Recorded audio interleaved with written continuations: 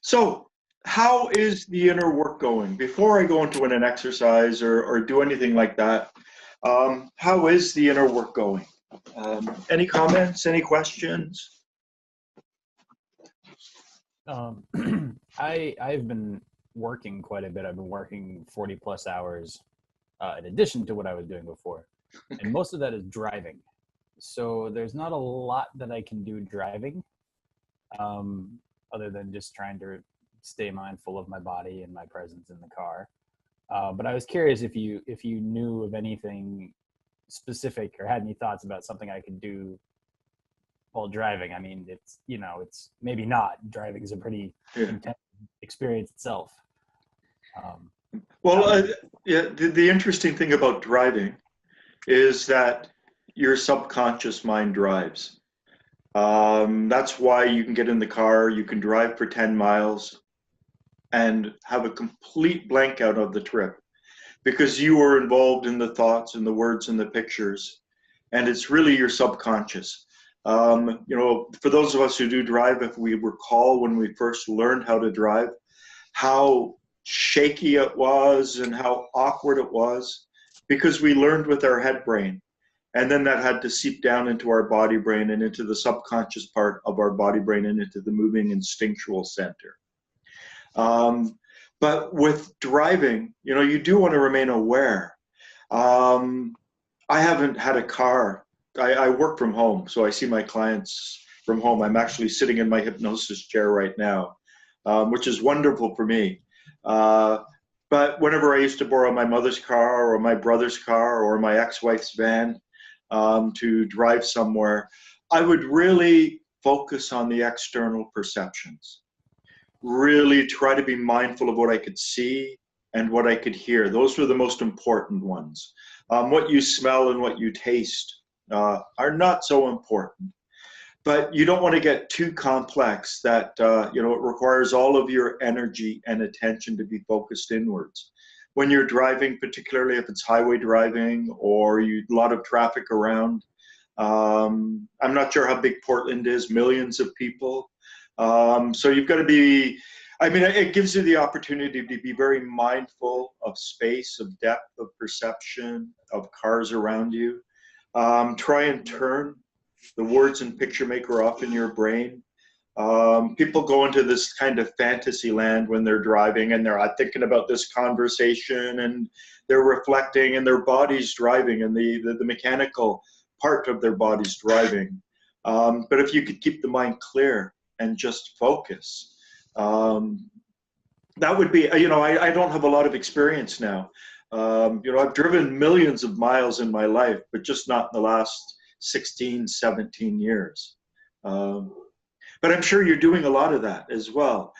Paying attention to your breathing. The other thing about driving, I'm divorced now, but when I started going out with the woman who became my wife and the mother of my children, the first time she saw me in a car, it was like she knew Dr. Jekyll, the polite Dr. Jekyll, and in the car, I turned into Mr. Hyde.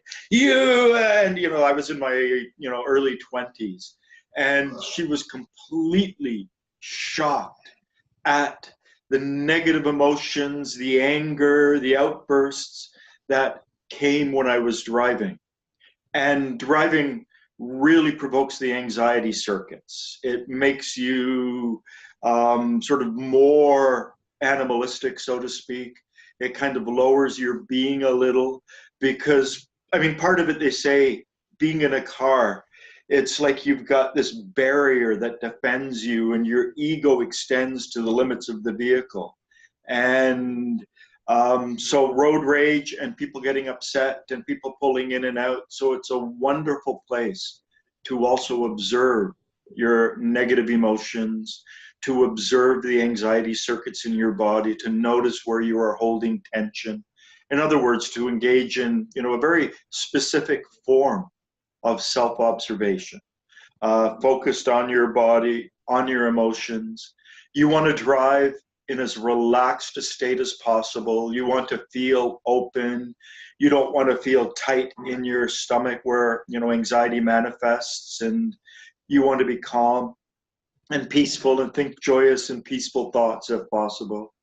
Um, any other comments or questions or observations about inner work? I actually have the same thing. I have to drive almost every day. And it takes me about an hour and a half without a traffic one way. So another hour and a half. So it's 3 hours of driving. And it does bring out not a lot of good energy, to say the least. Yeah. I know that at one point when I was borrowing my mother's car, she died about 5 years ago now, borrowing it, not regularly, I made a CD. And on the CD, I just had the words perceiving and sensing, to remind me, to bring me back to perceiving and to bring me back to sensing. But I didn't drive my mother's car that much. Maybe, putting on some nice religious Sufi music for yourself that can bring you back into your essence, into yourself. Might help. I do that. It You helps. do that. Yeah. Yeah. I have something to share. A couple of weeks ago, hello? Yes? I took a course about something called the heart math. The heart math, they are working on something called the heart-brain coherence, meaning that the heart, the research discovered that it has neuron pathways and has neurons exactly like the brain. Mm-hmm. And there is a connection between the heart and the brain as well. This connection, if it's not in coherence, if it's not in synchronization, it happens, the body is in disturbance, it's always disturbed. And there is an unbalance in your body. So the heart math used to work on techniques to bring heart and brain back to coherence through breathing. And it's very easy. It's all about inhaling in 5 seconds and exhaling in 5 seconds. Very, very slowly inhaling 5 seconds and exhaling in 5 seconds. Because they discovered that the earth, the vibration of the earth is 0.1 hertz. And this is the full cycle of the vibration of the earth.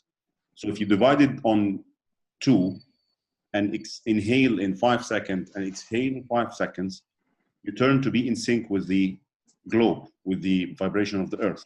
And this brings you back to that balanced coherence state between your brain and your heart. And that works tremendous. Yeah. I'm just going to pull up something, Ahmed. These are neurons. These are pictures of the neurons that we have in our heart. Yeah. Brain cells. Amazing. Yeah. In our heart. So yes, we actually have what they call the 10th cranial nerve. It comes down from, the bottom of our skull. And it's also called the vagus nerve, which is the wandering nerve. Yeah. And it has ganglia, which are neurons. We've got them in our throat, in our lungs, in our heart, right down to the top of our intestines. And the interesting thing is we have 100 million neurons in our stomach. They call the stomach the second brain. We have more neurons in our stomach than we do in our spinal column. So we have this deep intelligence that goes down through our body. I was with friends the other night on Friday night, and one of the ladies there, she's a Thai massage therapist and does all sorts of stuff. And she was talking about the studies that show that the electrical activity of the heart can be detected up to 15 feet, well beyond the mind. It's like the heart has this ability to reach out and connect well beyond any other organ in the body.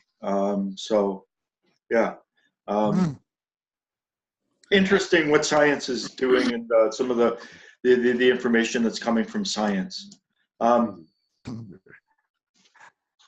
Rania, how are you? We've got your microphone muted there. No, I'm sorry I'm late. That's okay. Are you and Hamed in the same place, in the same house? right now, or are you in? Yes. So you're in different rooms. Okay. Yes. They're husband and wife. For who may be watching later. Okay, let's just begin, and we're going to do an inner exercise. And I quite often forget this, but it's also something that Mr. Gurdjieff told the women of the rope. It's found in the book, The Women of the Rope, where he said, before we do any inner work, it's always good to set an intention. And for me, I've derived my intention from the 3 lines of food, the food for the physical body, for the emotional body, and for the intellectual body. The physical body is part of the earth. The emotional body is connected to all of humanity. And the intellectual body is really when we start to develop that higher being body, that's our self. So I like to recognize that when I do inner work, I am doing it for myself, and that I am doing it for my fellow human beings, and I am doing it for the earth herself, for this planet. And these represent 3 levels of my own being. Essence is human, body is earthly. Mr. Gurdjieff called the body the planetary body, or the earthly body, and then the essence is something that we share with all humans. And then I have my real I, the self that animates me. So I would just like us to begin by becoming aware of our breath. Just bring your attention to the process of your breath and the process of your breathing. And just notice and breathe in through your nose. And just pay attention to the air as it passes through the bridge of your nose. That part, the nasal passages up there, are actually connected to the brain, and substances can pass across the membranes into the brain. And also become aware of the flow of air down the back of the mouth, back of the throat, down past the vocal cords, into the lungs, and back out again. Paying attention to the journey of the breath, that sensation of air flowing in and out. And then become aware of the various muscles involved in breathing. Become aware of the diaphragm, that parachute-shaped muscle, just underneath our lungs, that really is the engine of breathing. As it expands downward, it pulls the lungs open and the air gets pulled in. And as the diaphragm contracts back up, it pushes the lungs closed and the air is expelled. And it's also connected to the muscles in the abdomen, the muscles between our ribs. So become aware of the diaphragm, the muscles in the diaphragm, the abdomen, abdominal muscles, the muscles between our ribs. And try to divide your attention so that one part remains on the sensation of air as it flows in through your nose to your lungs and back out again.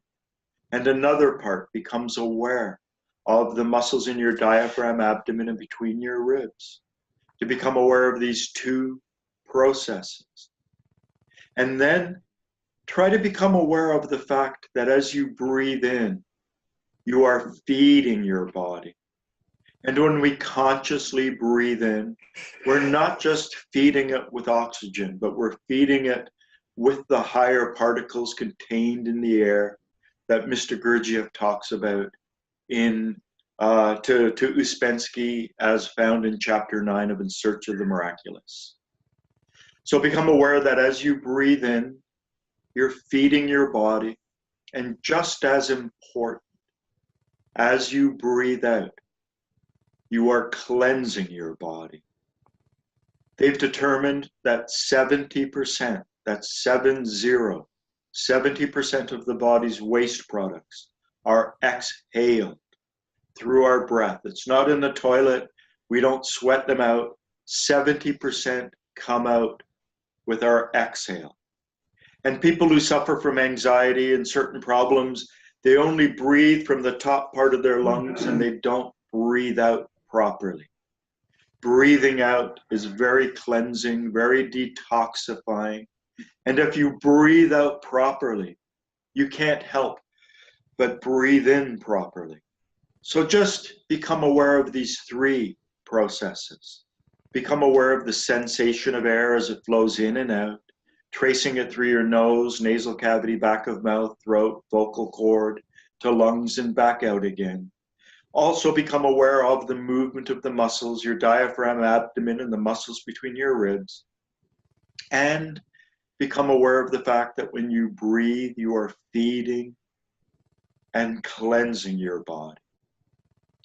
Now, we have this remarkable facility, this remarkable part of our brain that is the prefrontal cortex. It's the part that makes us human. We have a mammalian brain, which is the folds in our brain. It's the neocortex. It's the higher part that we share with mammals. But we have this projection of that brain out into our prefrontal cortex. And this is what makes us human. And the power of attention, the power to consciously manipulate our attention, lies in the prefrontal cortex of our brain. So any aspect of mindful awareness, any aspect of stepping up into the state of personal consciousness, to use Mr. Gurdjieff's term, involves this part of the brain. So to become aware, for instance, of our right shoulder is an act of this part of our head brain. So our head brain is very instrumental in terms of allowing us to wield our awareness, to wield our attention.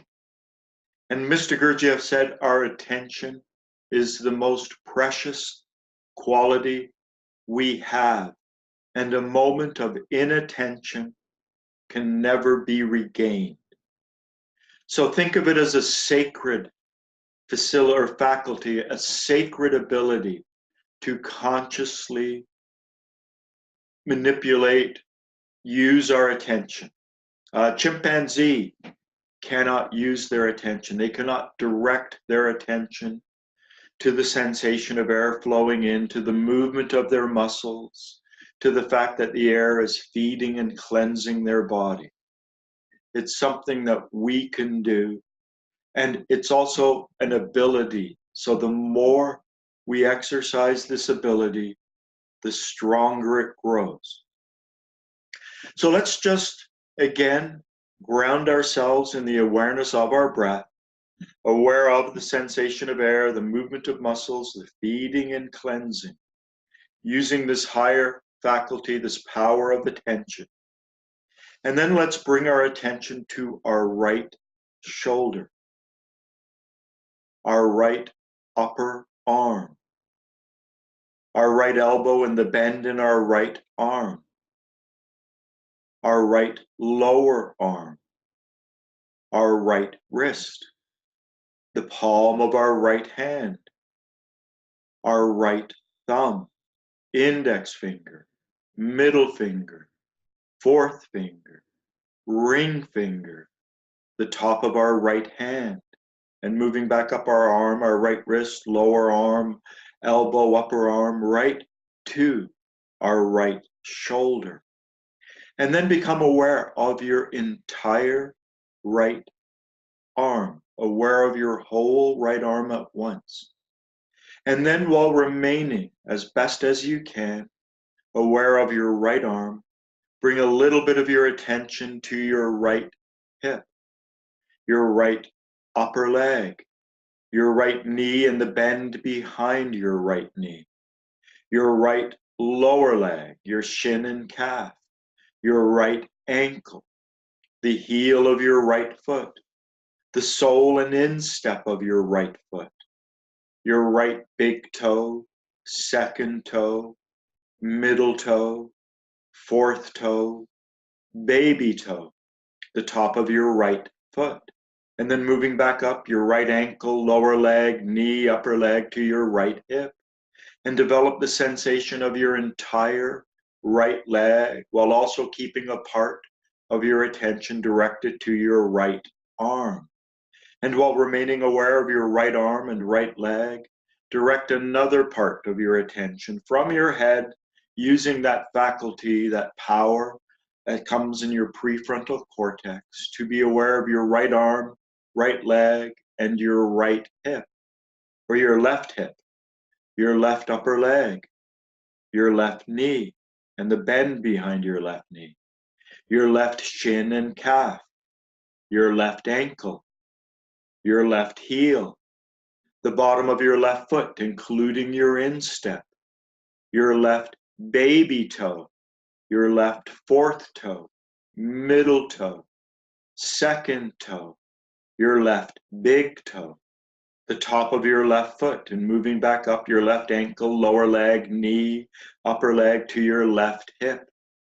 And then become aware of your entire left leg, while also remaining aware of your right arm and right leg. And become aware of all three of these limbs, right arm, right leg, left leg, while dividing your attention even further and becoming aware of your left shoulder, your left upper arm, your left elbow and the bend in your left arm, your left lower arm, your left wrist, your left baby finger, fourth finger, middle finger, index finger, your left thumb, the top of your left hand, then moving back up your left wrist, lower arm, elbow, upper arm, right to your left shoulder, and then become aware of your entire left arm, while also remaining aware of your right arm, right leg, and left arm. And I'm just going to make an aside here, add a comment. Try to remain aware of all four of these limbs. Willem Nyland, one of Mr. Gurdjieff's students, said that when we become aware of our right arm, our right leg, our left leg, and our left arm in that sequence, and we begin to revolve around, this causes some kind of flow of energy around our solar plexus, and it allows us to digest higher hydrogens. So let's just do this for a moment. Become aware of your right arm, your right leg, your left leg, your left arm, your right arm, your right leg, left arm, your right arm, right leg, left arm. And then become aware of all four of your limbs at the same time. And then hold on to that awareness, remain aware of all four of your limbs, and let's move our awareness to our spine. We have 5 sacral vertebrae in the very bottom of our spine, below our pelvic bone. And then we have 5 lumbar vertebrae in our lower back, 12 thoracic vertebrae in our middle and upper back, and 7 cervical vertebrae in our neck. So let's bring our attention right down to sacral 5, right down to the lowest vertebrae, our tailbone.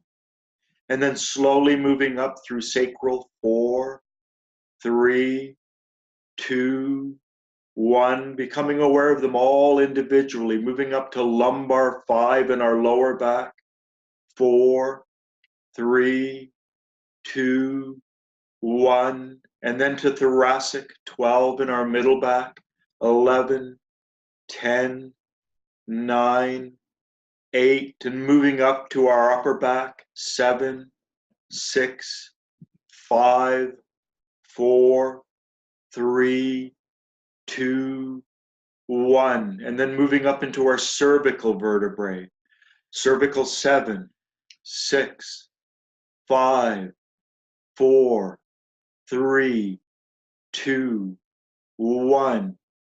And then as we remain aware of all 4 limbs, also be aware of our entire spine, from the bottom of the top to the top, aware of all four limbs in our spine.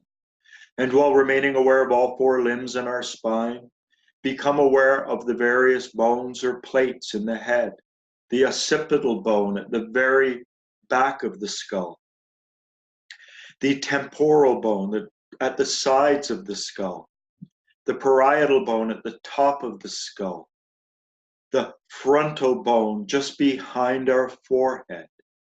And while remaining aware of all four limbs, our spine, and the plates in our skull, allow our attention to also go into our eye socket and become aware of our eye socket and how our eyes are like two spheres resting in the eye socket. And then bring our attention down from the eye socket into the roof of the mouth, the nasal passage into our mouth. Become aware of where our teeth and lips meet. Become aware of our tongue resting in our mouth, down into our jaw, into the flesh below our tongue. And so while remaining aware of our four limbs, spine, skull, the various bones and in our mouth and our jaw, bring our awareness down into our throat and travel down the throat to the chest, expand it across the chest, down into our solar plexus, our lower abdomen, down into the pelvic region and ending in our reproductive organs. And try to sense all of this at once. All four limbs, our spine, our skull, the various bones in our face and head, our throat, our chest, our solar plexus, our lower abdomen, our pelvis, right down to our reproductive organs. Try to develop the sensation of self, sensing your whole body as one organic whole. And while remaining aware of your body, bring your awareness back to the sensation of air flowing in through your nose, nasal cavity, back of mouth, throat, into your lungs and back out again. And bring your awareness also to the sensation of air and the movement of the muscles involved in breathing, your abdomen, diaphragm, the muscles between your ribs. Really enter into the sensation of your body, focusing on your body, sensing your body.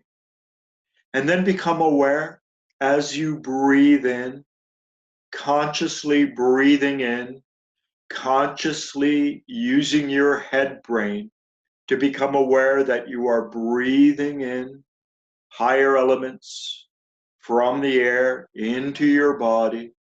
Madame de Salzman says, represent this to yourself however you can, the act of breathing in higher elements in through your breath, and then become aware of a different quality, different than sensation, that enters your body through your breath. That's something different, a different quality. As you breathe in and then breathe out, this different quality flows down to your solar plexus.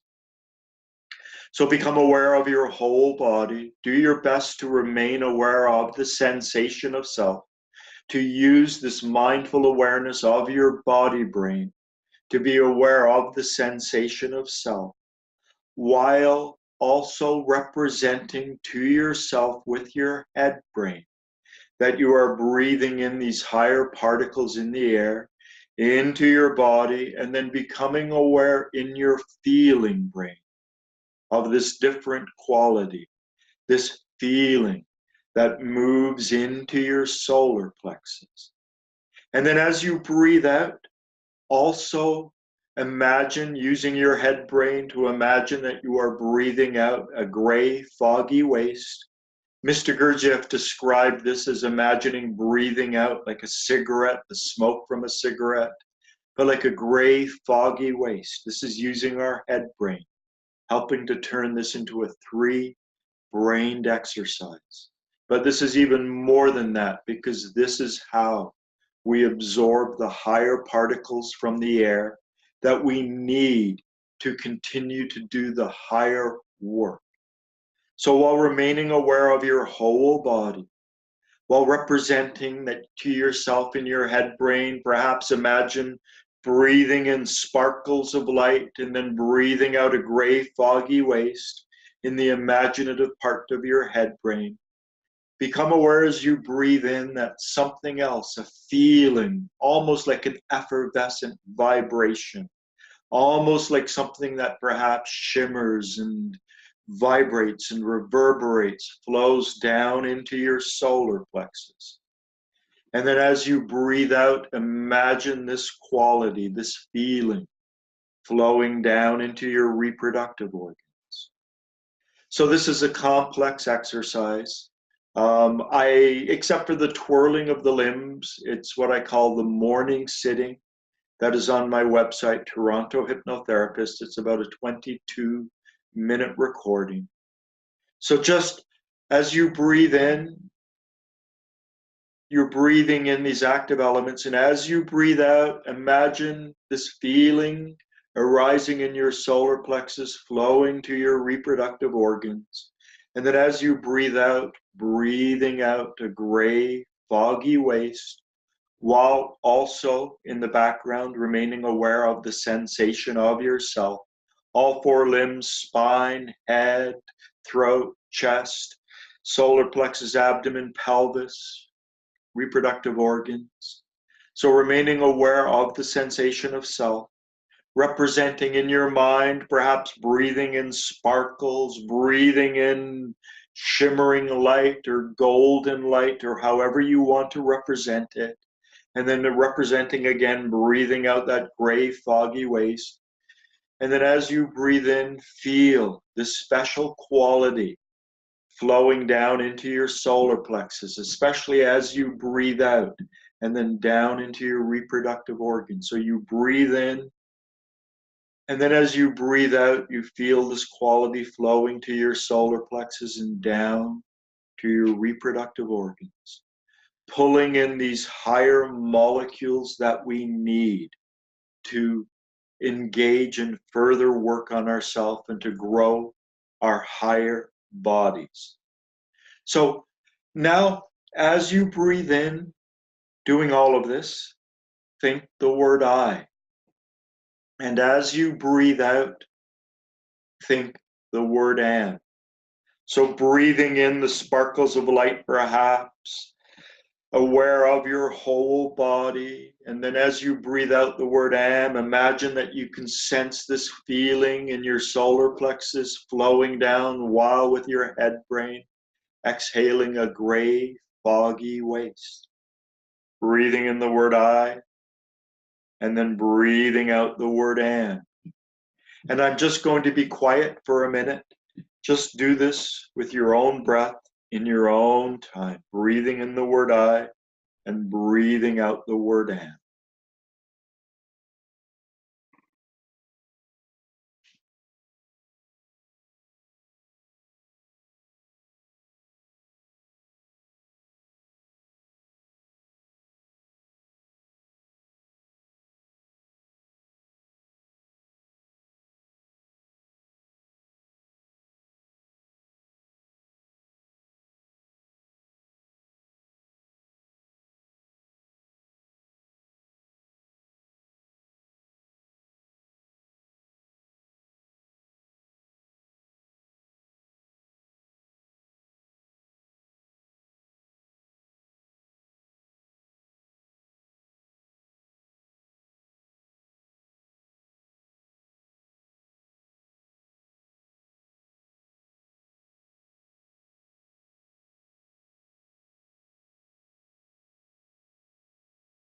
And then just allow your attention to rest.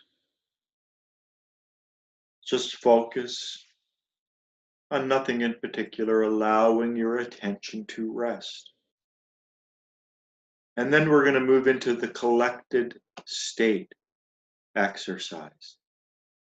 As the earth is surrounded by an atmosphere, we too are surrounded by an atmosphere. Mr. Gurdjieff said to contain it, to limit it to about a meter and a half. Try to become aware of the border of your atmosphere, where it ends, and keep it contained within this border, within this, like your aura, like an egg, a cosmic field, our vibrations, our atmosphere. And as the earth is surrounded by an atmosphere, so too are we. And keep your atmosphere calm, keep it quiet, keep it serene. Some of the work that we've done this morning, the inner work, is contained within your atmosphere. So keep your atmosphere close to you, quiet, tranquil. And in a moment, I'm going to count from 1 to 3. And when I get to 3, breathe it in. And then as you breathe out, imagine that something of it remains to help coat the higher bodies within you. So aware of your atmosphere, a meter, meter and a half, calm, serene. 1, 2, 3. Breathe it in, and as you breathe out, imagine that a part of it remains. And it's always good to end with an affirmation. And the affirmation, this comes from Beelzebub Tales. It's a good one to use. And so silently in your mind, repeat after me. May results from this exercise be transubstantiated within me.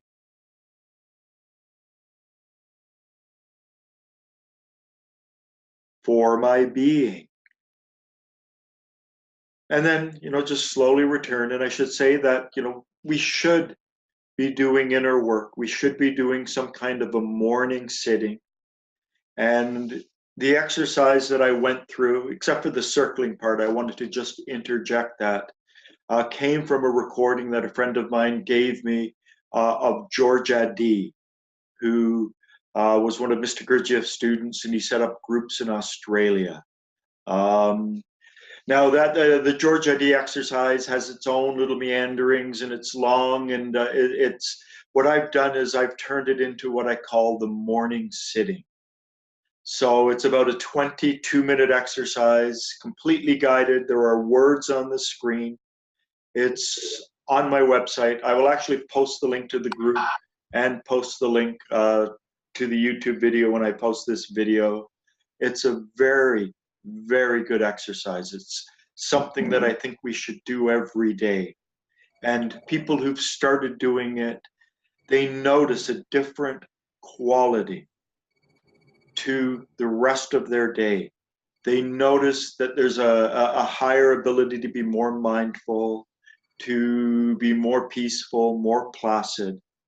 By focusing on the breath, focusing on the breathing, we are actually breathing in the higher particles by consciously doing this work. If you have a copy of In Search of the Miraculous, you go to chapter 9 and read the few paragraphs that Mr. Gurdjieff talks about breathing. This begins to make sense. This is how we pull those higher qualities into us that we need in order to engage in the alchemical process of inner transformation. The higher blends with the lower to meet in the middle. And Mr. Gurdjieff said it takes a tiny bit of gold to make gold. In other words, we have to have something higher within ourselves to connect with something lower that comes within ourselves to go and transform up to that higher level. And so by doing this breathing, we are bringing these higher particles into ourselves, allowing us to begin to experience those higher levels.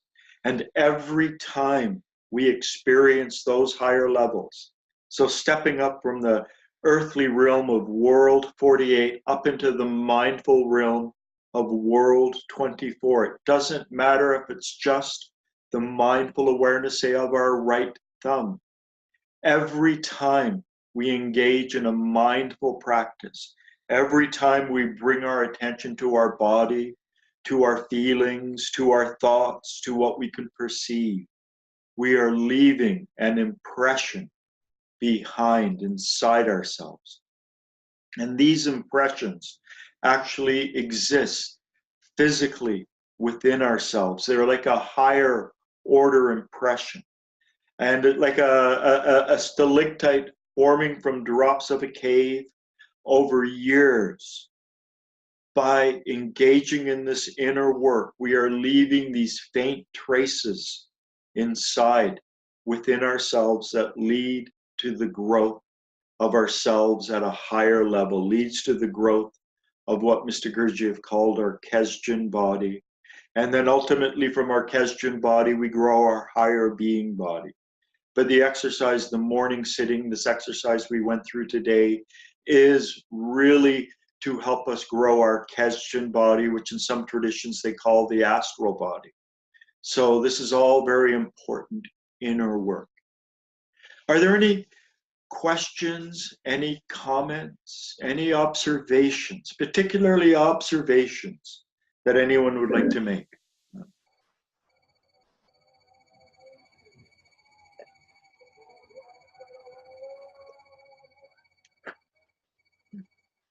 No? Ian, your microphone's off, or I'm muting you. You've been doing this for a long time, a few months. Any comments on the breathing work that you've noticed? Yeah, the breathing work and just the sort of multifocal point mindfulness I've noticed since I've taken it up.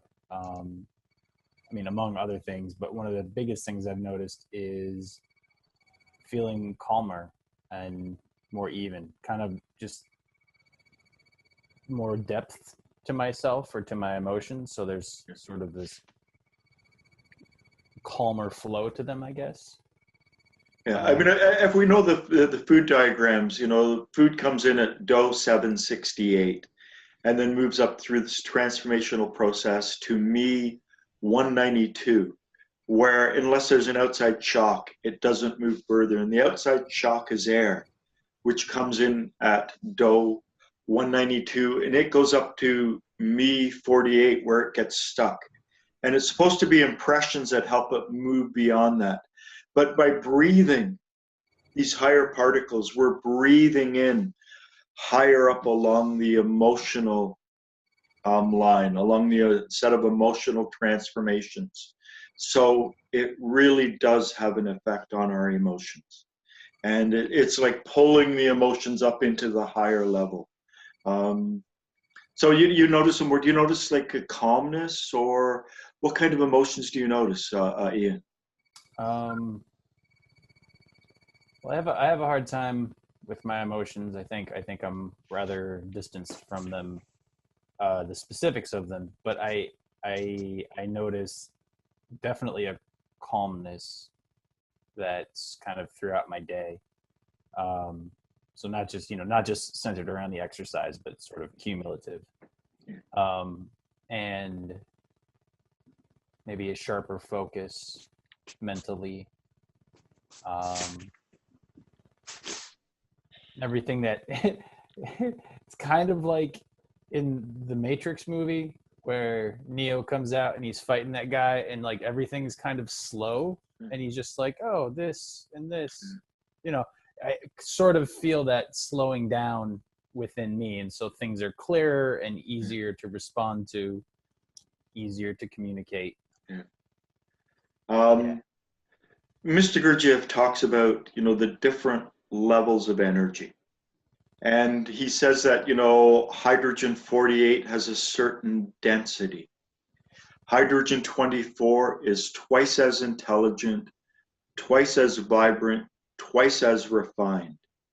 So hydrogen 48, according to J.G. Bennett, is what fuels our mechanical self, the automaton, the machine man.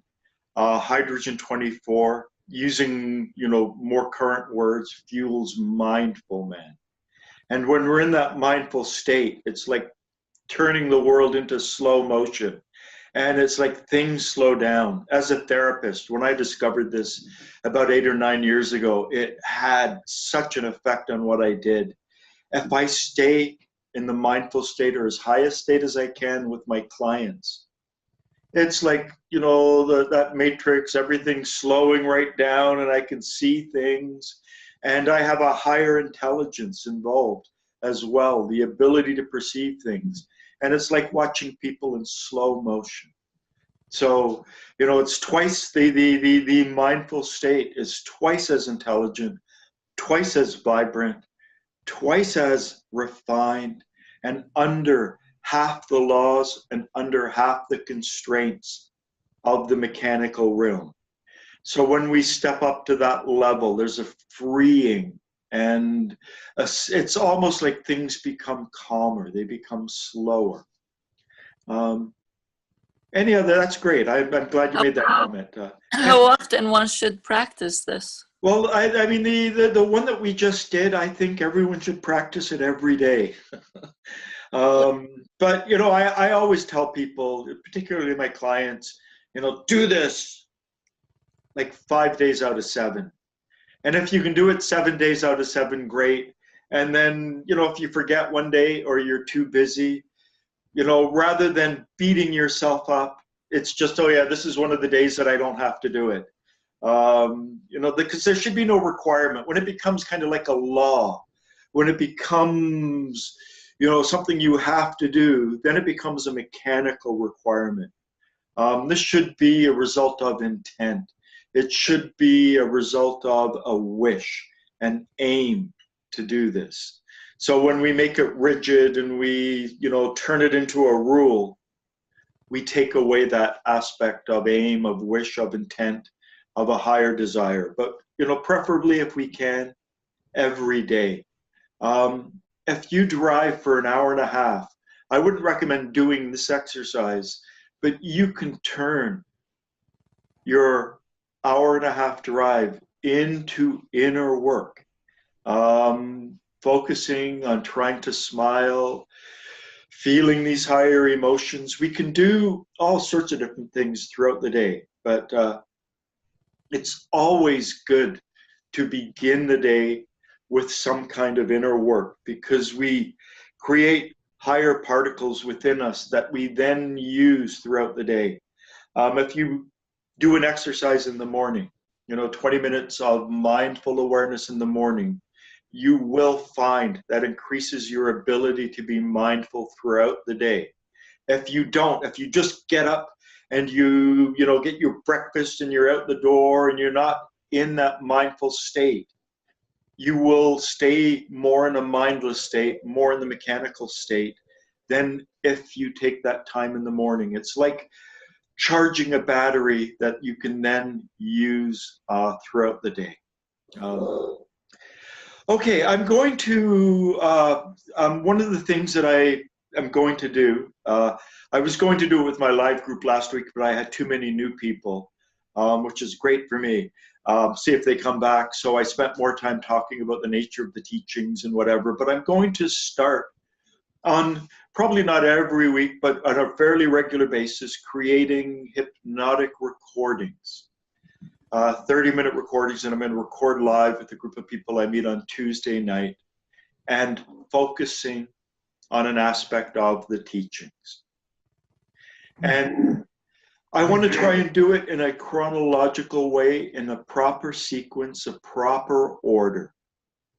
And when I think about how Mr. Gurdjieff introduced these teachings, not just to Peter Uspensky, but other people, one of the first things he said that we have to realize, and not just realize with our head, but realize, is our own insignificance. Quite often this word was translated into our own nothingness. And I have a problem with the word nothing, because to me, to be aware of our nothingness is a much, much higher state. Within Sufism, it's the fana state. Within Advaitanism, non-dualism, it's the extinction of the self. The same in Buddhism, no thing.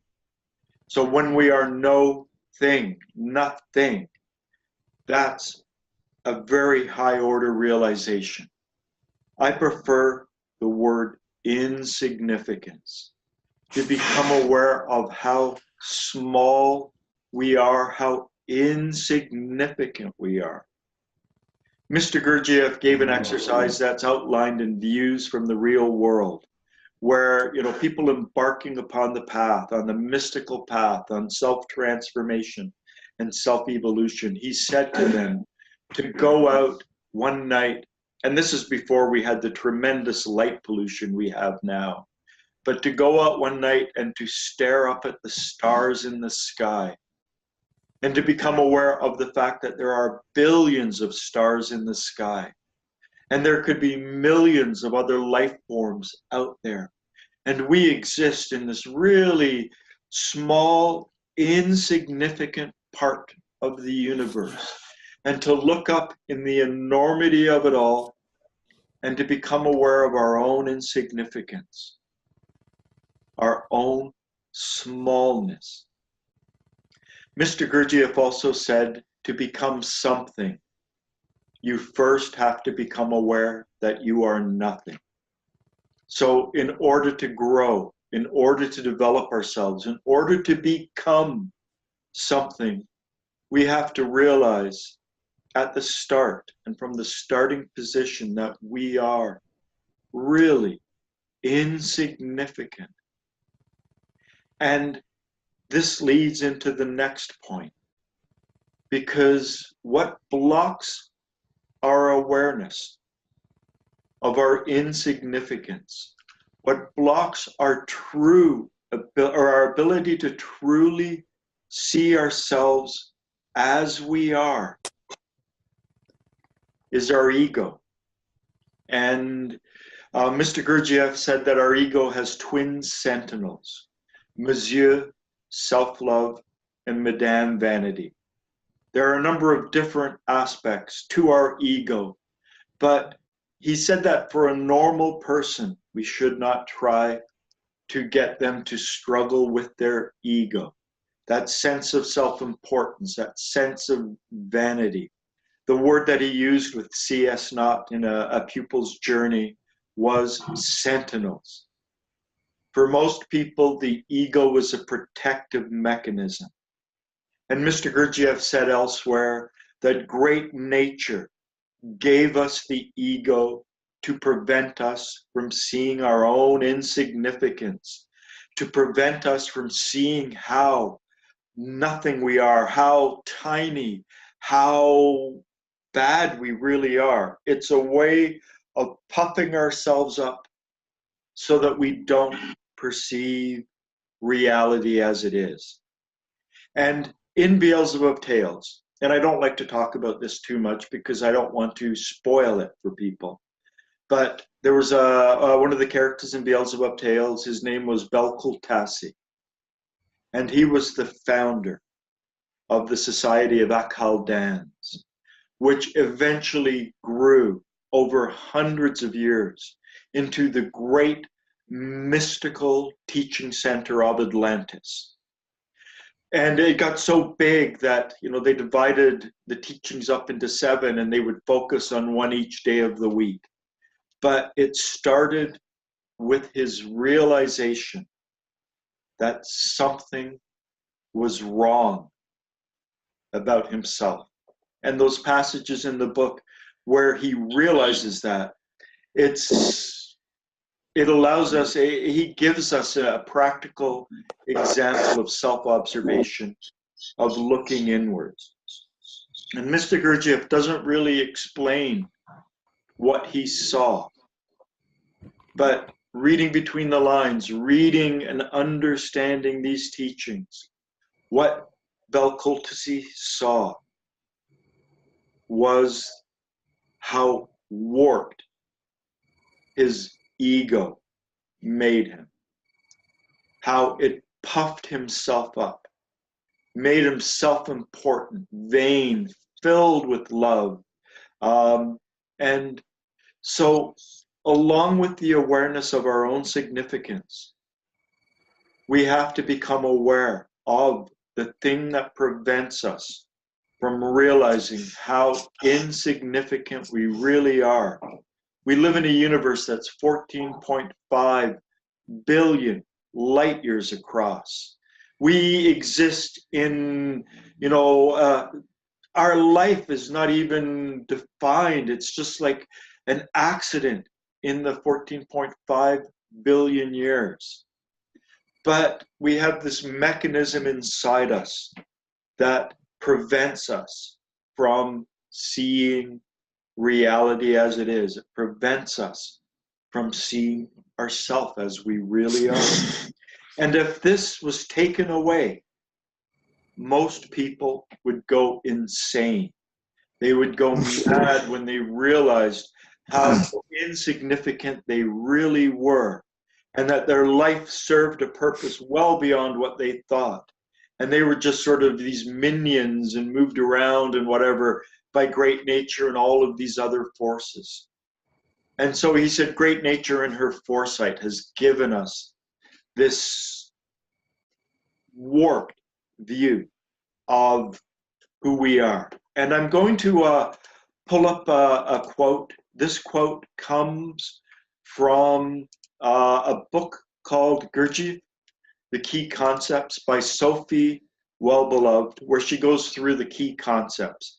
So it's like a dictionary. And this has probably caused the most consternation and talk. And what is he talking about when he uses the word kunda buffer?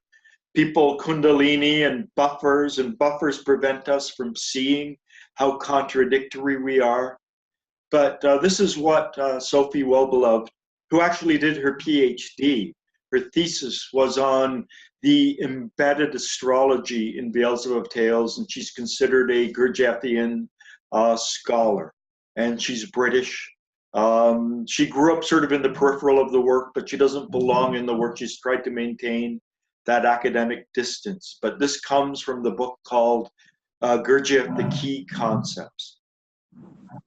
This term is used by Beelzebub in Tales, and it's not just in Tales. Mr. Gurdjieff uses this term elsewhere to refer to an organ placed in men at the base of their spines by the archangel Loisios. The function of the organ is to prevent men from seeing the reality of their situation.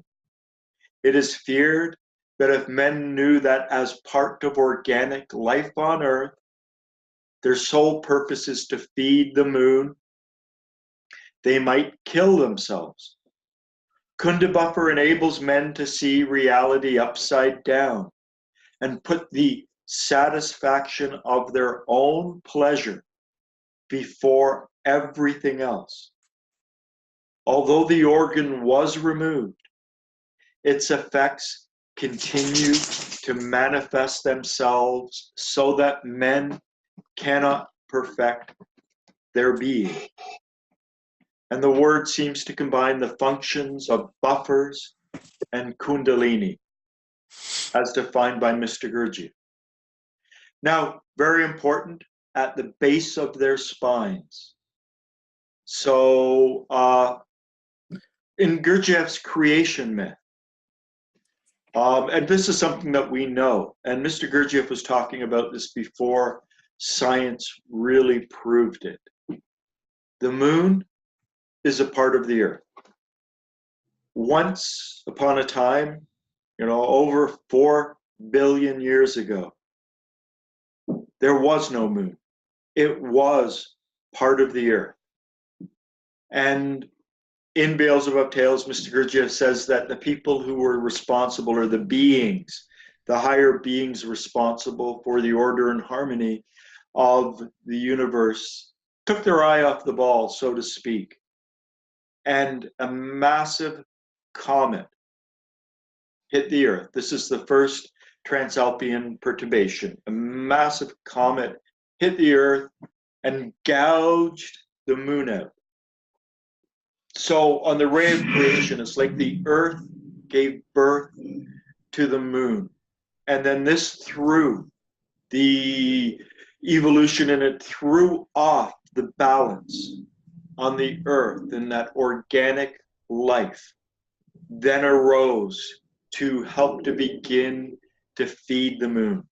A metaphor is like organic life on planet Earth is almost like the milk of a mother's breast to feed the newborn baby. Now, there are other reasons for organic life on Earth, and there are other dimensions of it, and it's part of the evolving consciousness of the planet.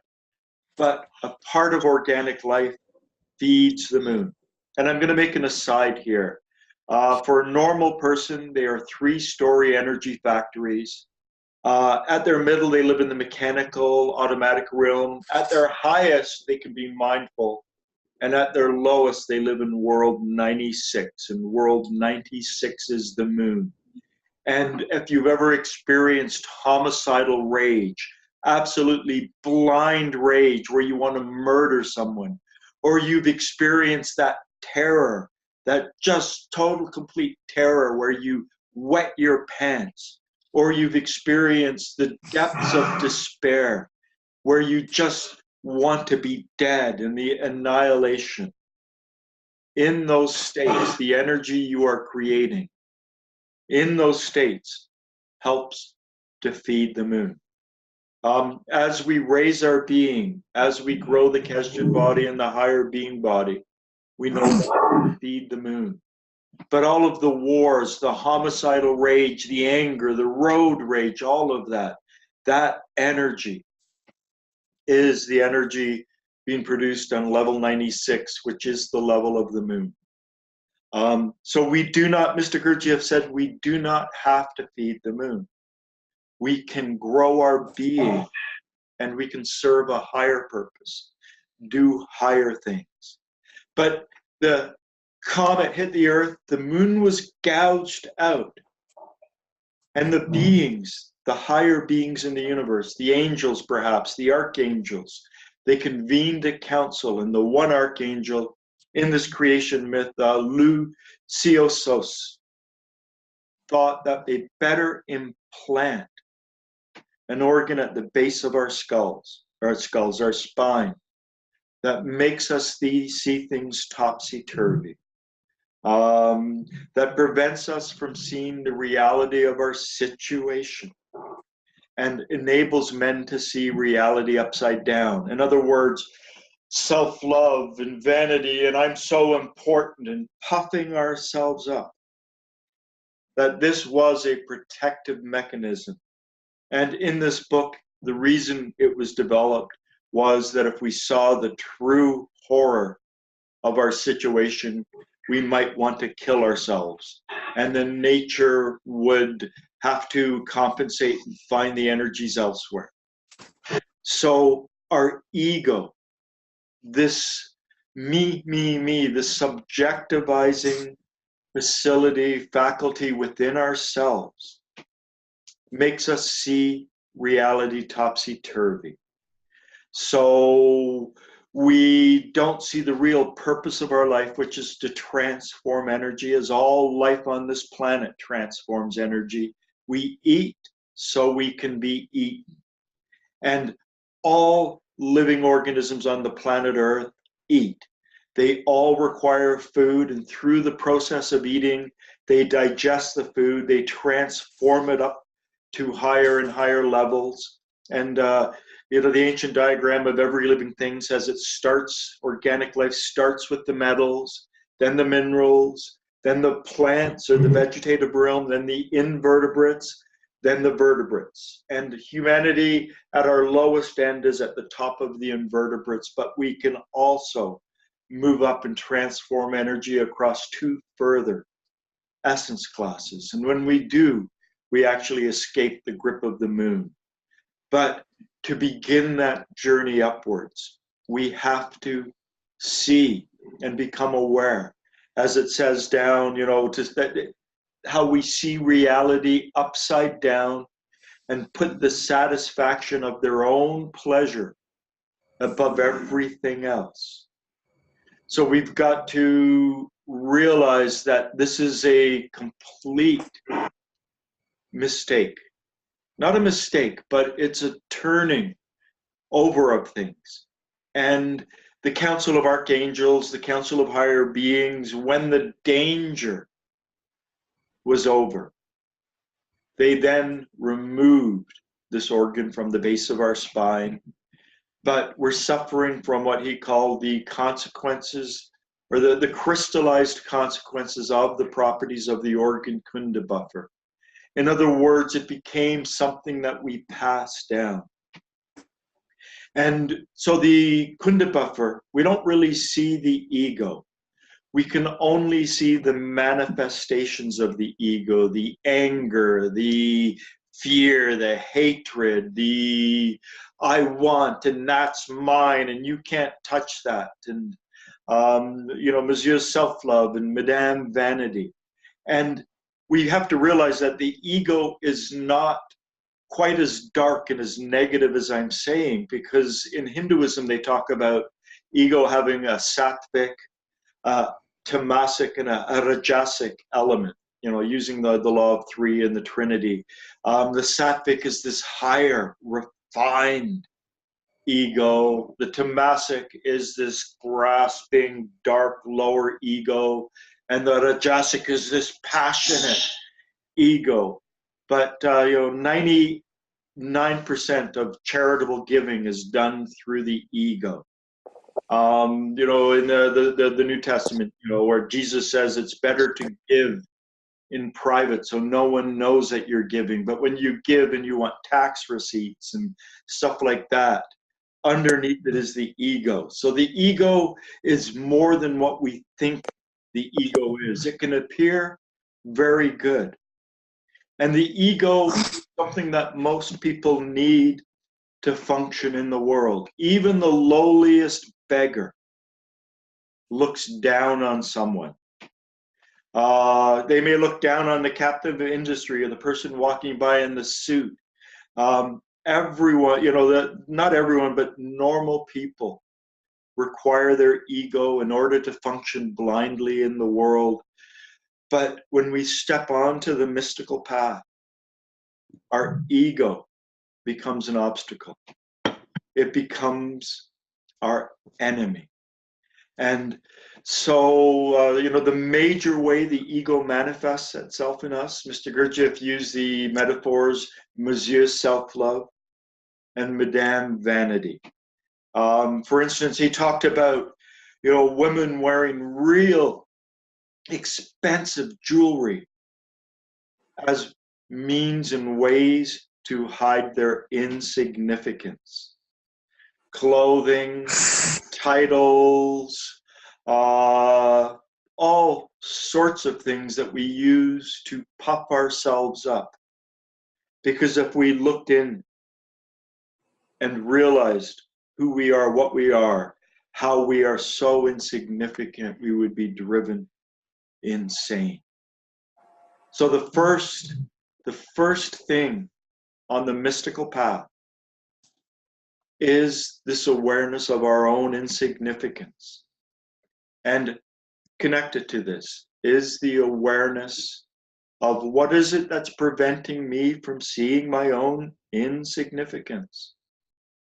It's my ego. It's that grasping me, my, mine. Within the teachings, there are certain words that are juxtaposed. So subjective as opposed to objective.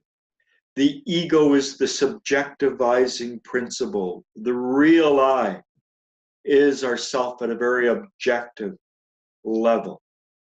So the subjectivizing principle, me, mine, I want that. Other terms are, Mr. Gurdjieff says we have to develop an impartiality. Impartial is opposed to partial. So the impartiality is at the higher forms of love, to love everything that breathes. At the lower form of love, at the partial end of love, we love those who love us. And so subjective, objective, partial, impartial. And we can also add personal and impersonal. So as we move away from the grasp of the ego, as we move away from that subjectivizing, personalizing, partial aspect of ourselves, we begin to live more impersonally in our relationships. Now here, I want to add a big caveat, and this comes from Mr. Gurdjieff. We really should be trying to develop impartial, impersonal, objective relationships with everyone around us. If we have this connection, this way of interacting with other people, we will be able to withstand their displeasing manifestations towards us. In other words, we won't take it personally. We will live with a level of equanimity, a level of peace. But the one exception to this is our blood. A parent should never try to have an impartial, impersonal, objective relationship with their child. Just like we shouldn't try to have an impartial, objective, impersonal relationship with our parents. There's something different about blood. Someone like Mahatma Gandhi, he tried to teach, or he reacted with his children as if they were his followers. He didn't give them any special accord being his children. And Mahatma Gandhi, even though we think of him as the great soul and, you know, nonviolent resistance and everything, his children became so messed up. His children became alcoholics because, you know, that's my daddy, that's my father, and he couldn't and wouldn't allow himself to have that relationship with them. And the fourth way, what Mr. Gurdjieff is teaching is not the monastic way. We do not flee from the world. We do not go to a monastery and take monastic vows of celibacy and shave our heads and wear the monastic robes. That's actually a hack of the spiritual process. We have to do it and conduct it right here in this world. And so this objective, impartial, impersonal attitude that we eventually have to develop, we shouldn't do it with our family and the people closest to us. There, he said, we should remain partial. We should remain personal. We should remain connected. But everywhere else, we should just develop this non-egocentric, this non-subjective, this non-me, me, me, me, me attitude towards the world. And just as an aside, some of you are aware of the Russian-American philosopher Ayn Rand and the whole philosophy that greed is good, selfishness is good. This philosophy underlines a lot of people in the US Republican Party, the British Conservative Party, a lot of very right-wing parties, Gordon Gekko on the movie Wall Street. Greed is good. Greed is the ego, that selfishness, that grasping. And we can never build, you know, a just society, for instance, where we say that the most important quality is greed, because what we are doing is we are giving full rein to the ego. We're saying the ego is good. Let the untrammeled ego rule the marketplace. Let the ego dominate politics. It's all about selfishness and self-interest. And my self-interest will balance out with your self-interest. And you know, this is all just predicated on the ego, the domination of the ego, the glorification of the ego. And, you know, we can see the consequences. unfortunately, as Mr. Gurdjieff said, people are machines. And it's really hard to shake them out of that and to get them to think of other people. But we can try. Any comments? Any questions? I have one thing. There's I think it's from Paris meetings somewhere. It's definitely somebody was asking Mr. Gurdjieff some questions, and I don't remember the specifics of it, but he's talking about this non-entityness, this realizing your nothingness, or and the piece that stuck for me was that when you really realize that you're nothing, that you're shit. I think he used merde. Yeah. Quote. You don't have anything to lose. So there's a quality of fearlessness to that. But I've spent all these years studying this discipline, and if I'm going in, like, what about that? How do I carry it with me? How does it? It's like, if it's there, it's there. You're not going to lose the ability to do things, but realizing how empty and kind of pointless all of it is, you're like, there's just like something kind of falls away. And I don't know. I wish I could remember the specific quote. Yeah. Maybe I can. It was on your page somewhere. Yeah, I know. So I post so much on it. Yeah. But yeah, and if we look at all religious traditions, from Christianity to Islam to Judaism to Hinduism to Buddhism, they all talk about how wrong the ego is, that selfishness. And, to love thy neighbor as thyself is to step beyond the constraints of the ego. And so this is the basis, in a sense, of all religions. They say the commonality of all religions is, this is going back to what Jesus said, what are the most important commandments? And he said to love thy Lord thy God with all thy heart and mind, and to treat thy neighbor as thyself.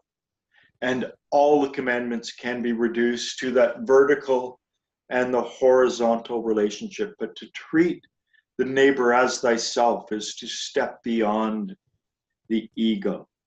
And when you realize how grasping, how clawing people are. But yeah, once you realize that what we're really giving up, is not real.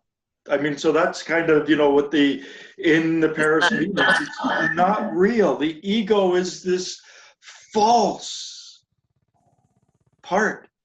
It's this warped, it's like a lens that warps and inverts reality. And when we give up the ego, we're not losing anything. We're actually gaining. We're gaining more balance, more calmness. That way people can't infuriate us. They can't insult us. We don't want to kill them because those actions come from our ego. Yeah. Totally agree. I think also I have experienced something like that very intensely when I was reading Beelzebub.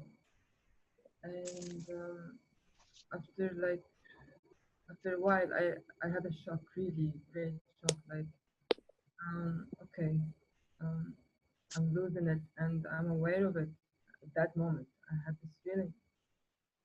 But then after some minutes, I realized, so what? There. For a moment, I didn't fear. I mean, we're not losing anything. It really is. But it can be a real bitter realization as well. I can relate to what you just said because Friday I had a very difficult day with the building inspector. And I think it just intertwines with the president and his views, I think. are really, affecting this country unfortunately, I believe, in a negative way. And it was just unbelievable. It was so difficult. And then in the evening, I started reading the usual book that I like to read, and I went straight. I just sort of said wherever it opens, and it was all about the ego. And once you really take that in, that the pain is really the ego, and it's sort of you're awakened and you let go of the pain, especially that I was feeling. I also believe that you can't really grow if you have a big ego, but and you do need a little bit to continue to live in this life. Well, I should say that, according to Mr. Gurdjieff, our ego should really be like a function. Our lungs are a function. They're an organ for extracting oxygen and other things from the air. But if we live in our lungs and are our lungs, we completely distort it. And our ego should be like this mask we keep in our back pocket. And whenever we have to, we bring it out, we stick it on our face, and we interact with people. Otherwise, they will take advantage of us. If you live in a monastery and you're just surrounded by monks, you can take it and throw it away and let it dissolve. But if you live in the world, you've got to turn it into a function. For most people, they are their ego. So it's something that the metaphor I use is that, I keep my ego in my back pocket and I'm perfectly ready to slap it on my face if I need to. And then as soon as I don't need to, I take it off and put it back in my back pocket. So it's something that we need to function in the world. Mr. Gurdjieff also said that, in order to become egoless, first we have to become an egotist. We've got to start saying, I've got to start putting myself first, my own work first, my inner development first. And once I begin to grow myself, I can begin to then have an influence and help humanity. A lot of people, they want to help humanity without having done that, and they get it all messed up. So, by focusing on ourselves, by putting ourselves first, by making myself number one in terms of my inner work, when I get to a certain level, then I can really engage in selfless action. And most people who think they're engaging in selfless action, you just have to push them a little bit, and you see the ego rear its head. And so it's something that we do need to function in the world, but it should be a function. It should be a small part of ourselves that we can consciously wield. Any other comments? We're just almost out of time, another 3 minutes. Okay, this week, try to reflect, not just on your own significance, but try to observe your ego. And you can't really observe your ego because, if it was the property, if it was the Kunda buffer, it was removed. But we can observe the consequences of our ego, the anger or the upsetness, or how can they do this to me? That completely inverted, subjective, partial, me way of thinking. And then to try to step away from the ego into your own insignificance. Because as Mr. Gurdjieff said, in order to become something, we first have to become nothing. In order to grow something, we first have to empty. And what we have to empty is the ego and the influence of the ego in our life.